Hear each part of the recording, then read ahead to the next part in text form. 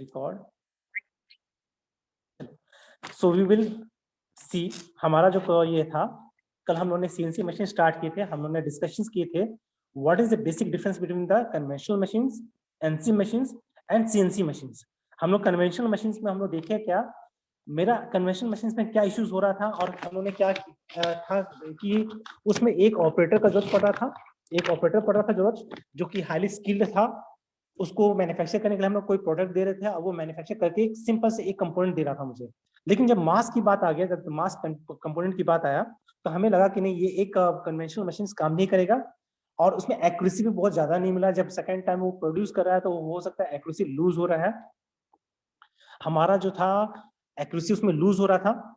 हम देख रहे थे क्या, फर्स्ट टाइम हम लोग जब प्रोड्यूस किए तो वो एकदम पक्का पक्की एकदम मटेरियल का साइज मिल गया, but in the second time we are observing that it is not getting mark. जो 15 अगर सेंटीमीटर का मैंने पेन को बनाने की कोशिश किया था, मार्कर या पेंसिल जो भी ड्रॉ किया था बनाने के लिए ट्राई किया, वो परफेक्ट बन गया। लेकिन जब सेकेंड टाइम वही स्किल वर्कर, वही मशीन, सारा चीज वही टूल्स को बनाने की कोशिश कर रहा है, तो देखना फिनिशिंग में प्रॉब्लम आ गया है, थोड़ा सा टॉलरेंस में प्रॉब्लम आ गया है। तो ये सारा प्रॉब्लम्स आ रहे थे मेरे कन्वेंशनल मशीन्स पे। तो इसको भी फिर हम लोगों ने क्या, एक चीजों को डिजाइन किया हम लोगों ने, एक कन्वेंशनल मशीन से मूव करके हम लोग चले गए एक सीएनसी मशीन, एनसी मशीन पे, न्यूमेरिकल कंट्रोल मशीन पे। उस पे क्या फायदा, एनसी मशीन में क्या फायदा हुआ मुझे, एनसी मशीन में ये हुआ कि मैं एक तरह का कंपोनेंट को बार बार प्रोड्यूस कर सकता हूँ, मतलब मल्टीपल टाइम्स मैं उसको प्रोड्यूस कर सकता हूँ without losing the dimensions and tolerance. मतलब उसका टॉलरेंस वैल्यू के अंदर ही मैं उस चीज को बार बार प्रोड्यूस कर सकता हूँ without making the any deformation in the shape. हम लोग डिफॉर्मेशन को शेप में नहीं करते थे, हम लोग परफेक्टली इसको मेंटेन कर लेते हैं। इसको हम लोग देखे थे। फिर हमारा एनसी मशीन में क्या प्रॉब्लम था, बाद में हम लोगों ने एक चीज प्रॉब्लम फेस किए कि एनसी मशीन में कुछ लिमिटेशंस है। एनसी मशीन में कुछ लिमिटेशंस था, जिसको हम लोगों ने इसको रेक्टिफाई किए, चेंजेस किए, और अब हम लोग उसको सीएनसी बना दिए। मतलब अभी तक जो हमारा था क्या, हमारा एनसी मशीन में क्या था, एक टेप रिकॉर्डर जो होता था ना, कैसेट जैसा होता था, ब्लैक रंग का, याद करो, ग्रामोफोन वाला काला रंग का एक डिस्क होता था। उसी डिस्क पे मैग्नेटिक टेप रीड करने के लिए उसको हम लोग लगाते थे और गाना बजता था। याद है ग्रामोफोन, अगर किसी ने देखा हो ग्रामोफोन तो डेफिनेटली वो चीज में वो एक काला रंग का डिस्क होता था, जिसको हम लोग डिस्क बोलो या हमारा एक तरह से मैग्नेटिक पंच कार्ड होता था वो। अगर मैं उसको टेक्निकली बोलूंगा तो हमारा पंच कार्ड एक तरह से है। उस पंच कार्ड में वो उसको रखा जा रहा है। उस पंच कार्ड के बेसिस पे वो प्रोग्रामिंग हम लोग बनाते थे।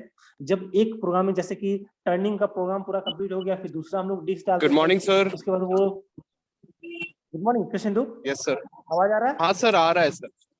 Okay okay. तो मेरा ये कहना था क्या, हमारा एनसी मशीन में क्या हो रहा है, फॉर एवरी टाइम एक इंस्ट्रक्शन को फॉलो करने के लिए लेथ ऑपरेशन, जैसे मैं एक लेथ ऑपरेशन पकड़ता हूँ, लेथ ऑपरेशन में मैं टर्निंग और फेसिंग ये करना है, तो फेसिंग के लिए एक अलग मुझे टेप डालना पड़ेगा। फिर जब टर्निंग हो गया, फेसिंग का हो गया, उसके बाद मुझे ड्रिलिंग करना है तो ड्रिलिंग का एक अलग टेप करना पड़ेगा। मतलब सभी एक प्रोग्राम टेप था पहले से रेडी, मुझे उसको फीड करना पड़ता था बार बार। ये प्रोग्राम खत्म हुआ, दूसरा टेप डालो, फिर तीसरा टेप डालो, इस तरह से बार बार मुझे करना पड़ा था। ये एक इश्यूज आ रहे थे, तो उसको चेंजेस करके मैंने क्या किया, सीएनसी डाल दिया। सीएनसी में क्या हो गया कि सारा चीज कंप्यूटराइज हो गया। मतलब सारे प्रोग्रामिंग में एडिटिंग हो सकता था। मतलब अब पहले एनसी मशीन में एडिटिंग नहीं था, मतलब पहले से फ्री प्रोग्राम था। अगर कोई चीज मुझे कूलेंट ऑन करना है या ऑफ करना है या टूल को स्टॉप करना है तो स्टॉप नहीं कर सकता था मैं, क्योंकि वो वैसे ही चलता रहेगा। एनसी मशीन में वो प्रोग्राम चलता रहेगा, स्टॉप होने का कोई चांसेस नहीं है, एडिट करने का कोई चांसेस नहीं है। तो इसको एडवांसमेंट में लेके गए सीएनसी मशीन में। सीएनसी मशीन में क्या हो गया, उसको एडवांस करके हम लोगों ने प्रोग्रामिंग बना लिया कंप्यूटर में विद द हेल्प ऑफ की, with the help of server. हम लोगों ने सारा चीज को कनेक्ट करना चालू कर दिया। मतलब क्या किए, एक वर्कर जो है, एक वर्कर, इसको स्किल होने की जरूरत नहीं है, इसको नॉलेज स्किल होने की जरूरत नहीं है, इसका स्किल होना उतना कंपलसरी नहीं है, बट ही और she should be able to maintain the all the machines truly. वो सर्वर में बैठ के वो सारे कंट्रोल मशीन्स को कर सकता है। इस तरह का हम लोगों ने सीएनसी में कर दिए थे। तो हम लोग बेसिक डिफरेंस अगर देखेंगे तो एनसी मशीन्स में हमारा यूज होता था क्या चीज का, पंच टेप्स का। और हमारा सीएनसी मशीन्स में क्या होता था, programming, that is programming codes होते थे। प्रोग्रामिंग कोड जो होंगे, G code, M code, N code, ये सारा चीज हम लोग यूज कर रहे थे, जिसको हम लोग पेन पेन ड्राइव से दे सकते थे, सीडी ड्राइव से दे सकते थे, या कीबोर्ड करके डिस्प्ले हम लोग देख सकते थे प्रोग्राम को। लेकिन पंच कार्ड पे हम लोग बना के उसको मैग्नेटिक या फिर पंच कार्ड में हम लोग उसको फीड करते थे, और बार बार ये पंच चेंज करना पड़ता था। और इसमें क्या है, सीएनसी मशीन्स में हमको एडिट जब चाहिए तब कर लो, तुम ज्यादा चेंजेस करनी, बस सेव एज करो। अगर पहला वाला प्रोग्राम था ऐसा, उसमें कुछ चेंजेस है तो मैं हल्का सा चेंज करूंगा, उसमें हल्का सा मैं एडिट और प्रोग्राम को सेव एज कर दूंगा, तो वो दूसरे प्रोग्राम के नाम से सेव हो जाएगा। तो ये पास एक ऑप्शन ज्यादा मिल रहा है। थर्ड ऑप्शन क्या था कि ऑपरेशन पैरामीटर्स। ऑपरेशन पैरामीटर्स में एनसी मशीन्स में पॉसिबल नहीं था चेंज करना। मतलब एनसी मशीन्स में जो था मेरा, जैसे कि मुझे कूलेंट ऑन करना पड़ रहा है, जो पड़ के अचानक से मुझे कूलेंट ऑन करने की जरूरत पड़ रहा है, तो मैं कर नहीं पा रहा था। मैं फील किया कि एनसी मशीन्स में मुझे कूलेंट ऑन करना है, तो मुझे उसमें प्रोग्राम में पंच में किया ही नहीं, तो कूलेंट ऑन होगा ही नहीं, उसके लिए मुझे मैनुअली ऑन करना पड़ेगा। लेकिन सीएनसी मशीन में मैं उस प्रोग्राम को स्टॉप करके तुरंत प्रोग्राम फीड कर दूंगा यहाँ पे कूलेंट ऑन करने का, कूलेंट ऑन भी हो जाएगा, ऑफ भी हो जाएगा, मतलब एडिट कर सकते हैं हम लोग यहाँ किस जगह पे मुझे कूलेंट ऑन करना है, किस जगह पे कूलेंट ऑफ करना है, ये सारा चीज मैं एडिट कर सकता हूँ। That is operation parameter can be change. Operation का जो पैरामीटर्स है उसको मैं चेंज कर सकता हूँ। नेक्स्ट है, एनसी मशीन में क्या था, स्टोरेज नहीं था, हम स्टोरेज नहीं कर सकते, मतलब मेमोरी नहीं था उसका। मतलब तुमको पंच कार्ड हमेशा फीड करना, मतलब एक कैसेट खत्म हुआ दूसरा कैसेट लगाओ, दूसरा कैसेट खत्म हुआ तीसरा कैसेट लगाओ, मतलब तुमको वो कैसेट का बंडल लेके बैठना पड़ेगा, बॉक्स लेके बैठना पड़ेगा, और उस मशीनिंग करने के टाइम पे कैसेट नंबर 1 से लेकर कैसेट नंबर 32 तक तुमको प्ले करते रहना पड़ेगा करने के लिए। लेकिन अब हमारे साथ में सीएनसी में क्या हो गया, कोई चेंज करने की जरूरत नहीं है, वो प्रोग्राम पूरा 1 से लेकर लास्ट तक 32 प्रोग्राम जो है स्टेप्स पूरा उस प्रोग्राम से अपने आप कंप्लीट कर देगा। एक ये हम लोग का था। थर्ड प्रॉब्लम क्या था एनसी मशीन में, हर टाइम हमें है ना टेप निकालना पड़ रहा है, टाइम जैसे ही कंप्लीट हुआ एक तो टेप निकालो, ये था। ये सारा चीज इश्यू उसके साथ नहीं होता। एनसी मशीन में क्या है, कॉस्ट इसका कम है, एनसी मशीन का कॉस्ट कम है। अगर जन धन योजना ले लोगे तो तुमको वो सारा चीज मिल जाएगा, ये मशीन तुम बैठा के अपना खुद का इंडस्ट्री बैठा सकते हो। लेकिन सीएनसी मशीन कराने बैठाने के लिए तुमको हाई कॉस्ट चाहिए होगा, मतलब तुमको इन्वेस्टमेंट, हाई इन्वेस्टमेंट का जरूरत पड़ेगा इसमें। नेक्स्ट है, इसमें मशीन का मेंटेनेंस लेस है एनसी मशीन में। एनसी मशीन में मेंटेनेंस सबसे कम लागत लगता है, सीएनसी मशीन से मेंटेनेंस मेरा सबसे हाई कॉस्ट लगेगा।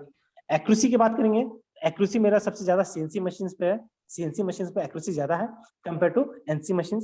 बाद में मैं in terms of operation skill worker की बात करूंगा, तो मुझे एनसी मशीन पे ज्यादा स्किल वाला वर्कर चाहिए होगा, नॉट ऑन सीएनसी। सीएनसी पे अच्छा प्रोग्रामर चाहिए होगा मुझे, not skill worker. Skill worker का कोई काम नहीं है, सिर्फ उसका काम है मटेरियल को लोड करना और अनलोड करना। सीएनसी मशीन पे उसको कोई काम नहीं है, प्रोग्रामिंग तो अपने आप चलेगा, टूल तो अपने आप चेंज होगा। लेकिन ये तुम्हारा जो स्किल वर्कर चाहिए होगा मुझे एनसी मशीन पे चाहिए होगा, इसलिए स्किल लेबर मुझे एनसी मशीन पे चाहिए। एक ही मशीन पे मैं ज्यादा प्रोडक्शन अलग अलग डिजाइन का कर सकता हूँ, अलग अलग शेप्स, कॉन्टूर, अलग कॉम्प्लेक्स शेप्स है तो सीएनसी मशीन यूज होगा। अगर इजी शेप्स है तो मैं एनसी मशीन पर क्रिएट कर लूंगा उसको।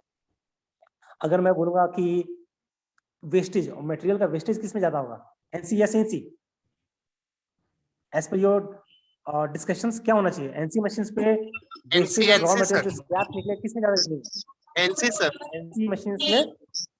Yes, NC NC machine sir, scrap ज्यादा निकलेंगे compare to, yes NC. NC machine पे मेरा काफी स्क्रैप्स होंगे, क्रिएट होंगे, और सीएनसी मशीन पे स्क्रैप मेरा मटेरियल्स मेरे कम होंगे। तो ये हम लोग कंपैरिजन देख लेंगे सीएनसी और एनसी और सीएनसी के बीच में कंपैरिजन पूछा जाता है एग्जाम में।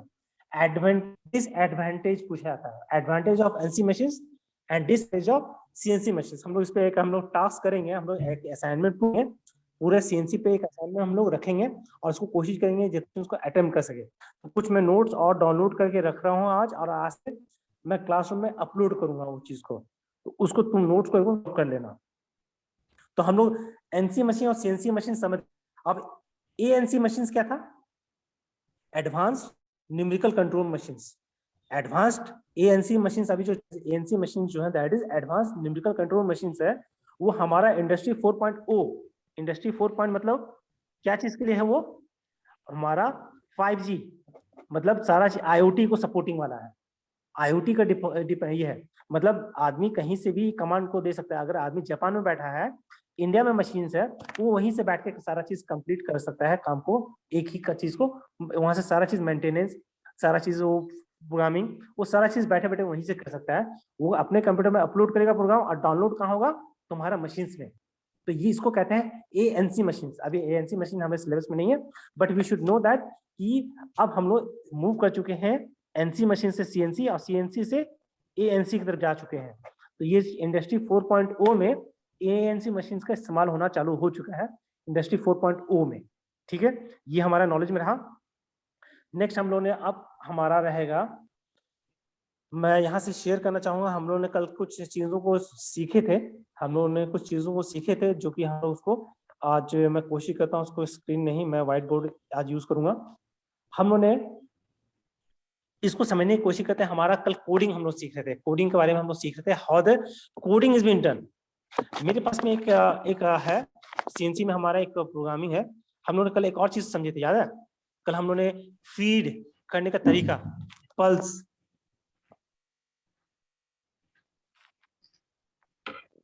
ठीक है, ये एक मेरे पास में है। अब हम लोग देख रहे हैं, पास प्लेट दिया हुआ है, एक यहाँ दिया हुआ है, एक यहाँ दिया हुआ है, एक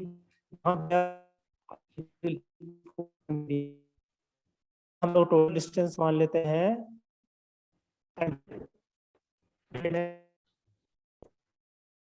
सेंटर से इसका मार्जिन जो है इसका है स्पेस है, इधर से भी हल्का डिस्टेंस है 20 40, ये 60 रहा।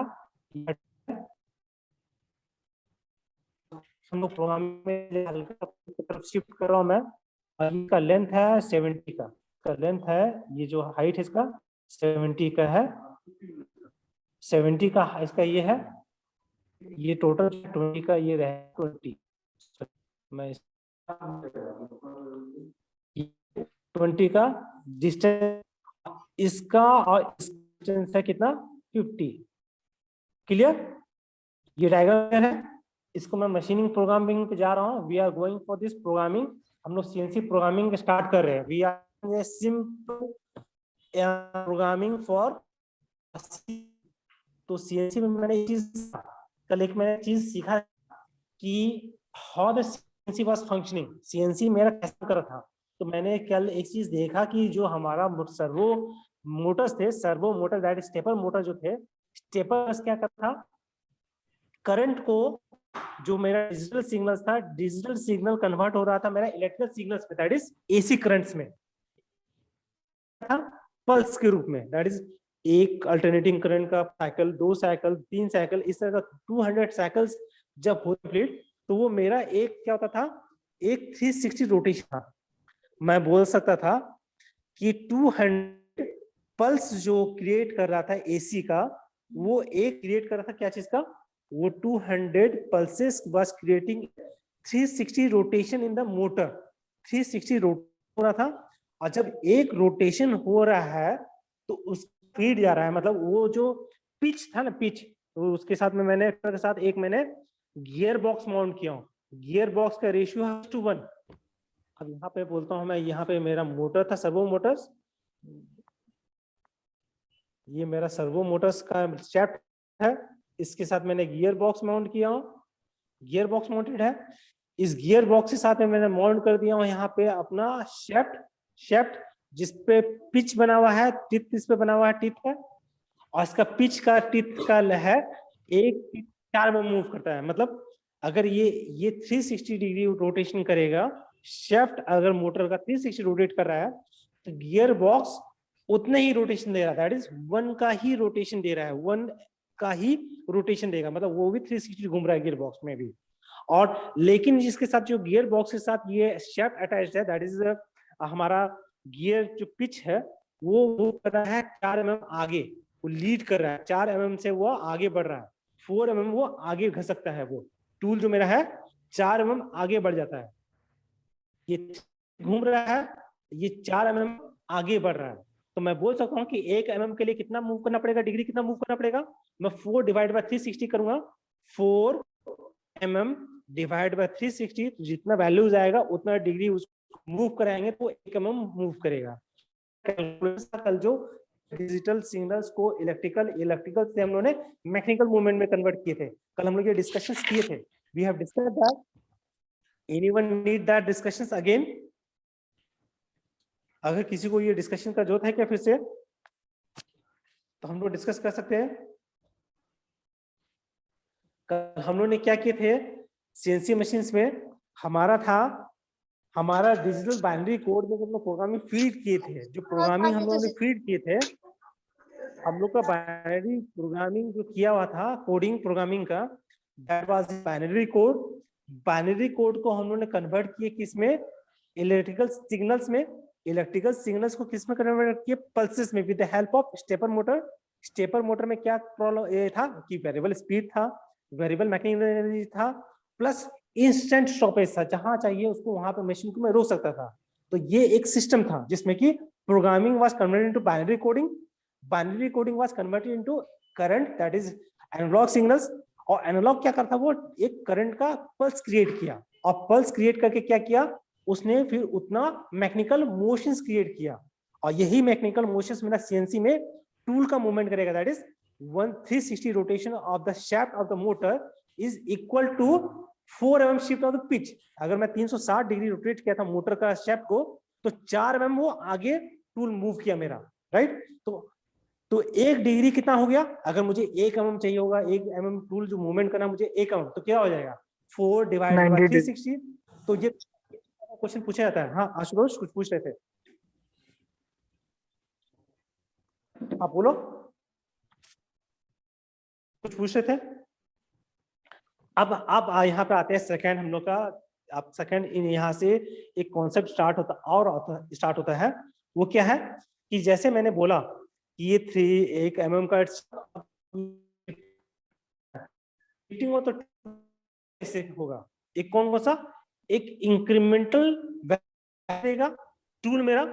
इंक्रीमेंटल मतलब एक करके हम लोग शिफ्ट करते जाएंगे, इंक्रीमेंट वैल्यू में जाएंगे हम लोग, 1 + 1 + 1 प्लस करेंगे, या एब्सोल्यूट पोजीशन पे जाएंगे हम लोग।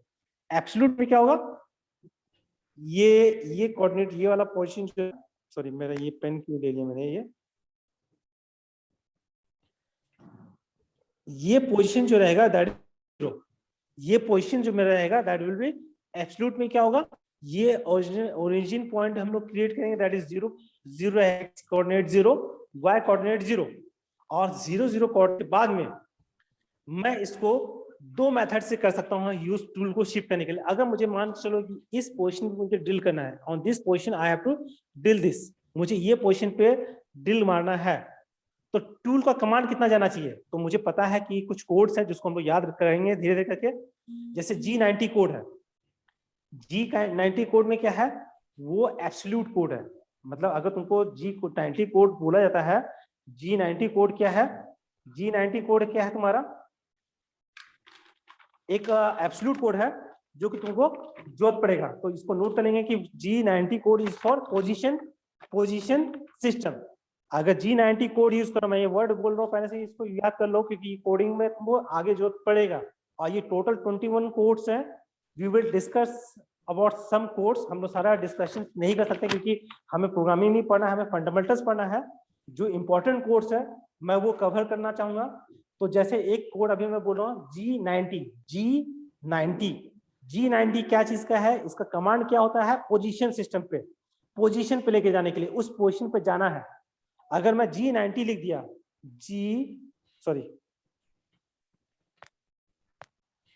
अगर मैं लिखता हूं G90 में लिखा, अगर मैं G90 लिखा तो इसका मतलब क्या बोल रहा है कि पोजीशन कमांड बोल रहा है। ये पोजीशन का मतलब टूल को उस पोजीशन पर जाना है।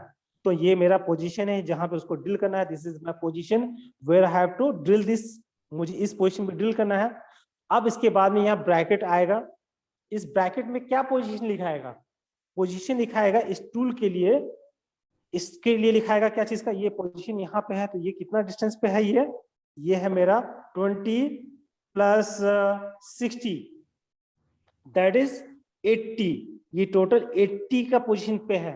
तो x रहेगा 80 कॉमा, y कोऑर्डिनेट कितना हो जाएगा इसका 70 है तो ये 50 रहेगा, यहाँ से यहाँ तक का डिस्टेंस कितना है 50, तो 80,50 ब्रैकेट क्लोज। अब मेरा जब मैंने इंटर मारूंगा तो ये टूल कहाँ जाएगा, उसी पोजीशन पे जाके टूल आके रुकेगा। मेरा पोजीशन जो टूल का है that will stop at that position. लेकिन ये पोजीशन टूल के लिए पहला है कि ये तुमको पहले इस जगह पहले सेटअप करना पड़ेगा 0 0।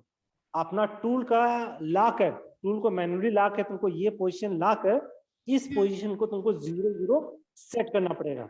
अगर 0 0 सेट करके फिर तुमको G90 कोड इस्तेमाल करना पड़ेगा, तब तुम जाके उस पोजीशन पे जाके टूल का करोगे। उसके बाद ड्रिल का कमांड स्टार्ट कर दो, कितना डेप्थ करना है वो कर दो, क्या साइज टूल का यूज करना है, मतलब ड्रिल का साइज कितना, डायमीटर कितना साइज का है, उसके लिए ड्रिल बिट कौन सा यूज होगा, मैं वो सिलेक्शन कर दूंगा कमांड में और उसको रन करा दूंगा, वो मेरा ड्रिल ऑपरेशन कंप्लीट। तो ये एक प्रोसेस है जिसमें कि हम लोग स्टेप बाय स्टेप को कमांड को क्रिएट करते हैं। इसके लिए तुम्हारा मशीनिंग नॉलेज बहुत बढ़िया होना चाहिए, तब तुम जाके एक सही प्रोग्रामर बन सकते हो सीएनसी के लिए।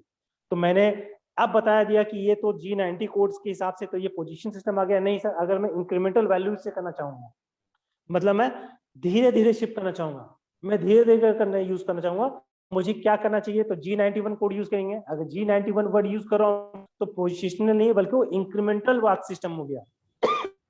G90 में क्या है, पोजिशनल सिस्टम की बात की हम G90 में सिस्टम की बात की, और G91 में क्या हुआ, इंक्रीमेंटल वैल्यू करेंगे, इंक्रीमेंटल वैल्यू। तो इसमें इंक्रीमेंटल में कैसे कमांड होगा, फिर इंक्रीमेंटल में पहले हम लोग को शिफ्ट करते जाना पड़ेगा, ऑपरेशन नहीं करना है, वो कहीं टच नहीं करेगा, वो पहले वहां से वहां 30, जैसे ये 20 का दिए 20 शिफ्ट किया, फिर 30 शिफ्ट किया, फिर 30 शिफ्ट किया, अब उसको ऊपर की तरफ एंगल चेंज करना होगा, दैट इज अपर पोजीशन जाना है तो वो 90 डिग्री क्लॉकवाइज घुमाना पड़ेगा उस टूल को, वो 90 डिग्री क्लॉकवाइज घुमा, फिर उसको 50 की तरफ शिफ्ट करना पड़ेगा। मतलब इंक्रीमेंटल एक एक स्टेप्स में मूवमेंट करना, मतलब एक एक सीढ़ी चढ़ाते हुए उसको लेके जा रहा हूं मैं उस पोजीशन पे। तो ये एक इंक्रीमेंटल कमांड होता है। थोड़ा सा ये तुमको प्रोग्रामर होने के नाते तुमको सोचना है कि कौन सा कमांड सबसे बेहतर होगा।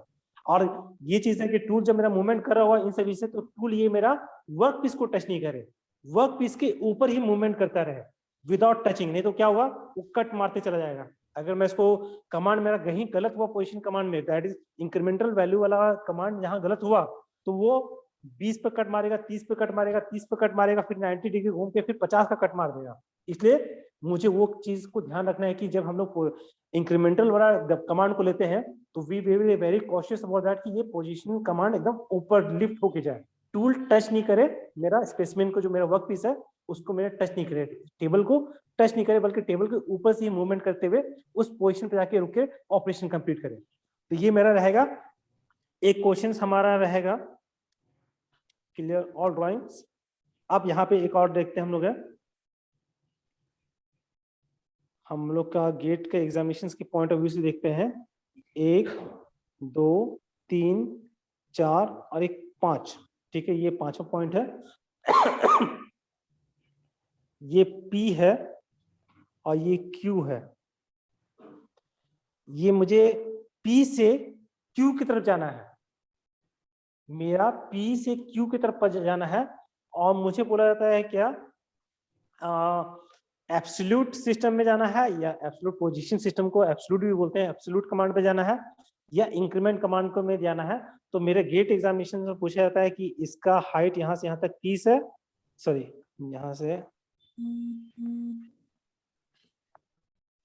यहाँ से लेके यहाँ तक, हाँ यही प्रॉब्लम है,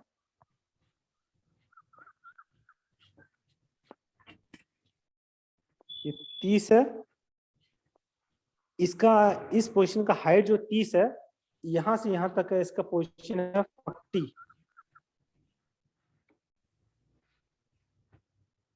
40, ये 40 लिखा हूं मैंने, 40 वो अलग है कि 40 नहीं बना, ये 40 है डिस्टेंस। अब इसका डिस्टेंस यहां से यहां तक है 10, यहां से इस पोजीशन का है 10, इसका हाइट जो P से ऊपर जो है वो 10 mm ऊपर है, वो ये वाला होल Q पॉइंट जो है 10 mm ऊपर है, और इससे भी 10 mm दूरी पे है, 10 mm और 10 mm का डिस्टेंस पे है। अब मुझे पूछा था गेट एग्जामिनेशन में एक ऑब्जेक्टिव पूछा जाता है क्या, Q का एब्सोल्यूट पोजीशन क्या है with reference to P, P के रेफरेंस में Q का एब्सोल्यूट पोजीशन क्या है? I have been asked in question objective types that what is the absolute position of Q with respect to the point P. तो मुझे absolute बोला, that is position system बोल रहा है, पोजीशन सिस्टम बोल रहा है, तो पोजीशन सिस्टम में कोड आता है G90। तुमको याद रखना होगा कि एब्सोल्यूट बोल रहा है तो एब्सोल्यूट मतलब पोजीशन सिस्टम का है G90 ब्रैकेट। अब क्या कर सकते हैं, क्या कोड रहेगा इसका, पोजीशन सिस्टम सीधा P के रिस्पेक्ट में बोल रहा है, तो P के रिस्पेक्ट में 10 उसका एक्स एक्सिस में ट्रेवल कर रहा है, एक्सिस में कितना कर रहा है वो 10, तो वो 10 का मूवमेंट करके वो उस पोजीशन पर आके होल्ड हो जाएगा। मेरा ऑब्जेक्ट जो रहेगा, करेक्ट आंसर रहेगा G20 ब्रैकेट स्टार्ट 10, अब ऑब्जेक्टिव में तुमको दिया जाएगा 30, 10, 20, 40, 10, कुछ भी तुम्हारा एक कॉम्बिनेशन से बना हुआ है कंफ्यूजन के लिए। जस्ट मुझे उसका सही आंसर मुझे पता है, we will definitely put the right answer for that. अब आता है क्या, ये तो एब्सोल्यूट पोजीशन के लिए पूछा था, अब इंक्रीमेंट के लिए बोलेगा तो क्या हो जाएगा मेरा, इंक्रीमेंट के लिए G91 मेरा G91 का कोड लाएंगे हम लोग पहला, फिर ब्रैकेट स्टार्ट होगा, फिर हम लोग क्या करेंगे, इंक्रीमेंटल वैल्यू में हम लोग लगाएंगे कितना, पहले 0 से लेकर हम लोग का कितना जा रहा है 30 जा रहा है, तो 30 में से हम लोग का ये 20 हम लोग रखेंगे P पोजीशन, और उसके बाद सेकंड कमांड भी स्टार्ट हो जाएगा, मतलब एक सेकंड कमांड होगा, पहले 20 की तरफ जाएगा मूव करके, और उसके बाद 10 मूव करेगा, मतलब पहले कमांड में 20 कॉमा ये हाइट है कितना 20 मान लेते हैं 20, तो 30, 20 का जाएगा P पोजीशन पे, अब P पोजीशन से 10, एक स्टेप मूव किया, एक स्टेप में मूव कर रहा है, तो ये मेरा सिस्टम जो कहलाएगा इसको हम लोग इंक्रीमेंटल सिस्टम कहेंगे। तो ये हमारा एक CNC का पार्ट का प्रोग्रामिंग है, और इसमें कुछ कोडिंग्स है जो कि टेबल में क्रिएट करके क्लास के नोट्स में मैं शेयर करूंगा, और एक आध तो या 3-4 हम लोग प्रोग्राम्स को देखेंगे, 3-4 प्रोग्राम्स को हम लोग उसको प्रैक्टिकली हम लोग लिखेंगे और समझेंगे, मतलब मैं प्रोग्राम सामने रखूंगा क्लास में, उसको हम लोग देखेंगे क्या प्रोग्राम हो रहा है और कैसे वो टूल का मूवमेंट हो रहा है, मतलब हम लोग रन तो नहीं करा सकते उस प्रोग्राम को, हमारे पास है नहीं जिसको मैं रन कराऊं, हम जस्ट उस प्रोग्राम को इमेजिनेशन करेंगे कैसे मूवमेंट और क्या पॉसिबिलिटीज हो पा रहे हैं, एक इमेजिनेशन मुझे करना पड़ेगा इसके लिए, तो हम उस चीज को इमेजिनेशन करेंगे। अगर मैं मैक्सिमम 4 प्रोग्राम करना चाहूंगा, क्योंकि क्लास उतना सब्जेक्ट में टॉपिक में उतना है नहीं, सिलेबस हमारा थ्योरेटिकल है, but as a mechanical engineer we should be know the CNC programming, some parts of the CNC programming, not complete, क्योंकि CNC प्रोग्रामिंग तुमको इसका कोर्स ही कम्प्लीटली करना पड़ता है, तो मैं इसके लिए बोलूंगा कि हम कोर्स बाद में हमने IDTR का कोर्स किए थे वैसे, लेकिन शायद से बहुत लोगों ने सीखने को नहीं मिला था, तो मैं कोशिश करूंगा कि ये जो कोर्सेज में जो हम लोग अभी सीखेंगे, हमारा सिलेबस में जितना दिया हुआ है fundamental knowledge of CNC, fundamental knowledge हम लोग पार्ट है। हाँ आशुतोष कुछ बोल रहे हो? तो हमारा जो रहेगा CNC पार्ट हम लोग देखेंगे, CNC पार्ट को हम लोग का 4 प्रोग्रामिंग हम लोग करेंगे जो कि डिफरेंट ऑपरेशंस को इंक्लूड करेगा, और 21 कोड्स जितने भी हैं, 21 कोड जो हमारा है ना, 21 कोड को समझने के बाद तब हम जाके इस प्रोग्राम को उसको हम लोग ये करेंगे। तो हम लोग जितना भी है, हमारा जितना भी टॉपिक रहेगा वो लिमिटेड टू CNC रहेगा। इसके बाद हमारा फ्लेक्सिबल मैन्युफैक्चरिंग सिस्टम है, हमारा कैड कैम है, जिसमें कि रैस्टर थ्योरीज भी है, तुमने रैस्टर थ्योरी लास्ट सेमेस्टर में पढ़े हो, संदीप सर तुमको पढ़ाए थे कैड का रैस्टर थ्योरीज, याद है? रैस्टर थ्योरीज पढ़े थे, ग्राफिक्स डिस्प्ले, ये सारा चीज पढ़े थे उसमें लास्ट सेमेस्टर में कैड कैम में।